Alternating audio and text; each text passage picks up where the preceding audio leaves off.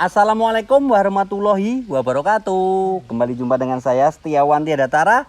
Kali ini pemirsa kita akan membahas seputar hutang. Nah ini sering terjadi ya, khususnya dalam kehidupan sehari-hari. Kadang sering banget nih kita, apalagi kalau lagi mau pinjam duit. Wah kita itu bener-bener wajahnya tuh memelas banget. Tapi begitu kita tagih, wah lebih galak daripada harimau dan singa ya. Nah gimana sih seputar hutang itu? Kita mau ngobrol dengan Ustadz Sigit. Assalamualaikum. Waalaikumsalam warahmatullahi wabarakatuh. Ini Ustadz, dalam kehidupan sehari-hari ini kita kan sering kadangkala kayak pandemi ini. Kadang efeknya itu kalau kayak kita ini kan dulu ada PSBB ya, pekerja seni babak belur. Karena memang nggak ada job, semuanya pada libur gitu kan. Akhirnya juga PPKM atau istilahnya gitu kan ya, para pengusaha atau para pekerja seni kelihatan pada istilahnya belenger, pusing, pokoknya meletre, job-job tuh meletre ucul kabeh, ilang kabeh itu loh Ustaz.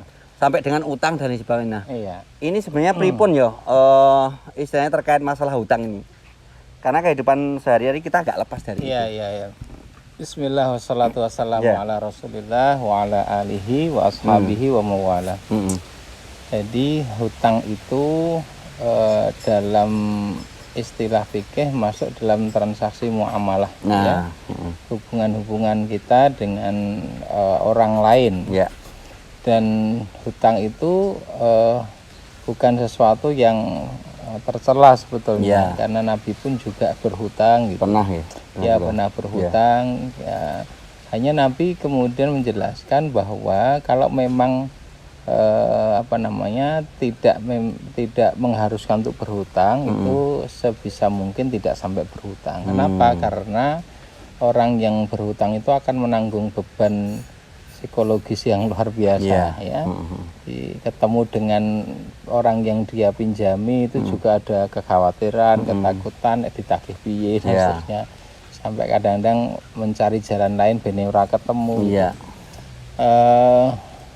Sehingga memang jadi beban tersendiri yang sampai pernah ada seorang sahabat itu tanya kepada Rasul, ya Rasul, aku tidak bisa tidur ya di malam hari, tidak pernah bisa nyenyak untuk tidur, tidak bisa merasa nikmat ketika makan karena ada beban hutang, ya.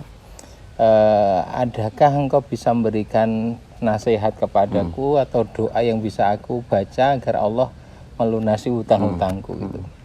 Nah, Nabi mengajarkan doa, ya, Allahumma inni a'udzubika minal ajiz minal hami wal hazani wa minal ajizi wal kasali wa minal jubni wal bukhli wa min ghalabati dain wa qahri rijal. Itu diantaranya mohon perlindungan pada Allah dari lilitan hutang dan penguasaan manusia, gitu.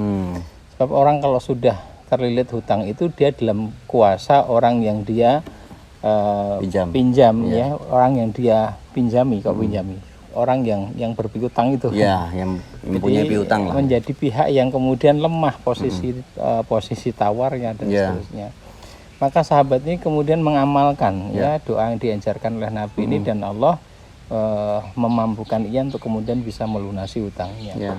Ini satu episode kehidupan sahabat, ya, bersama Nabi, betapa di kalangan sahabat pun juga mengalami keadaan harus berhutang. Nabi pun juga berhutang. Ada satu kesempatan dalam perjalanan Nabi kemudian dihentikan oleh seorang Arab. Orang Arab itu orang Arab Badui, orang Arab dusun. Langsung nagih, "Hei Muhammad, ya ini memang adab etikanya kurang, ya. Memang fakta ini orang Arab dusun yang kemudian langsung nagih, ya, kembalikan yang engkau pinjam dariku, gitu.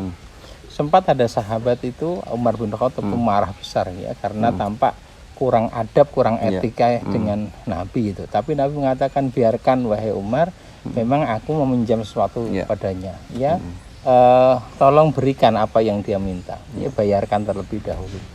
Jadi Nabi pun juga mengembalikan hutangnya.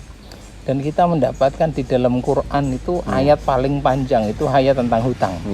Ayat tentang kewajiban mencatat hutang, ada saksi, ada yang menuliskan dan seterusnya. Kenapa? Karena memang ini persoalan yang kalau tidak diperhatikan ini bisa menimbulkan dampak sosial. Ya, apa namanya, akibat dalam hubungan bermasyarakat yang menjadi tidak nyaman, bahkan bisa sampai permusuhan. Kita juga mendapati orang yang sampai terjadi kasus pembunuhan dan sebagainya karena masalah hutang kan gitu. Nah, maka perhatikan adab dalam berhutang. Kalau kita berhutang sesegera mungkin untuk bisa melunasi, ya. Tetapi bagi pihak yang dipinjami, berikan kelonggaran bagi orang yang memang dia mengalami kesulitan untuk bisa mengembalikan hutangnya. Ya, dua pihak ini harus melakukan kewajibannya. Hanya faktanya, kenyataannya seringkali kan tidak bisa ideal seperti itu. Ya, kita coba untuk memberi waktu kelonggaran yang berhutang sengaja memang tidak mau nyaur hutangnya gitu loh. Nah, jadi memang kembali kepada kualitas keberagamaan kita. Kalau punya kesadaran untuk takut kepada Allah, maka dia akan segera melaksanakan apa yang mesti dia kerjakan. Ya, saya kira gitu. Ya, jadi dengar-dengar juga kalau kita hutang belum selesai, istilahnya masalah hutang piutang itu akan istilahnya marak ke neng akhirat, bermasalah. Betul, itu betul. Jadi memang masalahnya tidak berhenti di dunia. Orang yang berhutang itu kalaupun sudah mati meninggalkan dunia, itu masih ada tanggung jawab di akhirat itu. Sampai disebutkan dalam riwayat hadis itu orang yang mati syahid pun mestinya mati syahid kan langsung masuk surga, ya, tanpa hisab, tanpa perhitungan amal. Tapi karena dia punya hutang bisa terhalangi untuk masuk surga gara-gara hutangnya. Ya, sampai hutang itu terlunasi. Begitu besar perhatian terhadap hutang itu sampai Nabi itu kalau ada yang meninggal dunia ditanya terlebih dahulu, orang ini punya hutang tidak, sudah lunas atau belum, ada nggak yang nanggung hutangnya. Jika dia punya hutang belum lunas, nggak ada yang nanggung, Nabi belum mau mensolatkan. Ya, sampai seperti itu. Nah, ketika memang sudah lunas atau ada yang nanggung hutangnya atau mungkin dihalalkan hutangnya oleh pihak yang dia pinjam ya darinya, maka Nabi baru kemudian mensolatkan.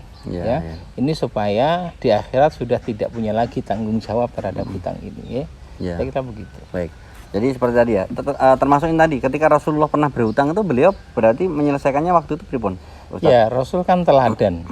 Jadi memang ada kasus-kasus yang dimana nih kehendak Allah ya, beliau menjadikan Rasul sebagai contoh bagaimana kalau berhutang. Ya, jadi kewajiban apa yang mesti digunakan, adab terbaik seperti apa yang harus dikerjakan. Itu ada pada Rasul. Ya, beliau pernah berhutang, beliau pernah meminjam, beliau pernah menggadaikan barang. Ada contohnya semuanya. Ya, dan beliau melakukan dengan amal yang terbaik dalam semua transaksi muamalah. Berarti insya Allah dalam itu pun percontohannya juga istilahnya bayar tepat waktu. Iya. Sebab memang kan konotasi umum kita hutang itu negatif kan. Padahal memang itu hal yang diperbolehkan. Dan selama kita melakukan kewajiban-kewajiban dengan baik, ya tidak perlu dicela dalam hal demikian. Bahkan itu menjadi sarana ta'awun, sarana untuk saling menolong satu dengan yang lain. Karena prinsip muamalah di dalam Islam itu adalah saling menolong. Ya. Jadi ada saudara kita yang memang mengalami kesulitan, maka tidak boleh kita berdiam diri. Harus peduli, berempati, berkontribusi dan memberikan pertolongan kepadanya. Terima kasih sekali Ustadz. Demikian tadi perbincangan kita dengan Ustadz Sigit. Jadi satu kesimpulan yang mungkin bisa kita ambil, bagaimanapun juga kalau kita suatu saat memang harus kepepet utang, itu yang penting kita harus jangan sampai lupa membayarnya ya, apalagi pura-pura lupa.